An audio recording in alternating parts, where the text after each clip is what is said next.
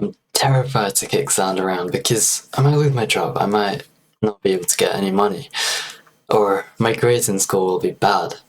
I'm so scared of sand as a result. That sounds like a dumb statement to make, but we make it. Well, not so exaggerated. Let me put this into context for you. If our world is like a sandbox, which it is, would playing in it be that scary? Yes, there are some consequences that maybe sand gets in your toes or it gets in your mouth and nose. That's not great, but they're not really that bad of it. It's not that bad of a consequence. We do this in life all the time.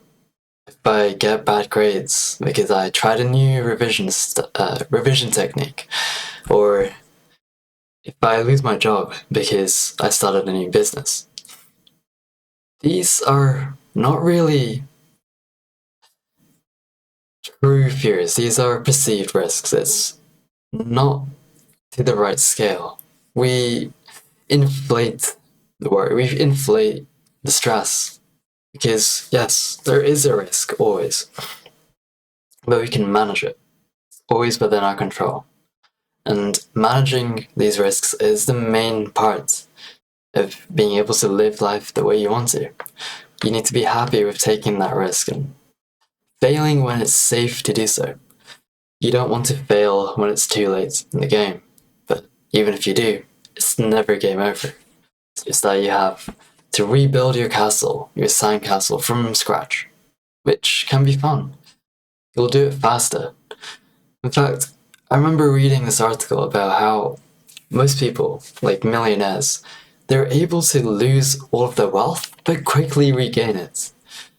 And they're always capped at this slightly steady income. They don't ever dive too down below, or they don't ever skyrocket their income. They get complacent. They stop playing around and feel that if you take the time and enjoy your work, enjoy experimenting, enjoy making those mistakes, that graph, instead of flatlining, it will rise up exponentially as your enjoyment also increases exponentially. Maybe you're at school and you're worried that I'm too young to do this, I'm too young to try something new, or I'm just not capable. Well, ask yourself again. Do people at the top start with all this natural born talent, or do they start from the scratch? Do they build themselves up? Furthermore, which one do you think is more fun? If you were born with everything, would life even be fun? I personally don't think so. And acquiring the talent, acquiring the skills and acquiring the wealth of that knowledge is the fun part. And to do this, you need to just realize that literally anything around you is something you can play with. It's a huge playground, especially when it comes to physics, engineering, but anything really. Just if you have an urge to try out something new, go for it. I've failed multiple times. I've even failed my actual A levels nearly. It's not that bad. It's really not. You can always bounce back. So make sure you take right risks and fail when it's safe. You don't want to fail. However, failure is not the end of the world. By failure, I mean where you fail a proper assessment that you should have probably passed. That's something you want to avoid. But failing when it's safe, such as in a mock test, that's what you want to do early on. Test yourself regularly, see where you are at each stage of life, and see where it goes. Always scale down something that you want to do in the end. Maybe it's making a business. Scale it down into voluntary work and add the money in later. Or maybe it's a sport.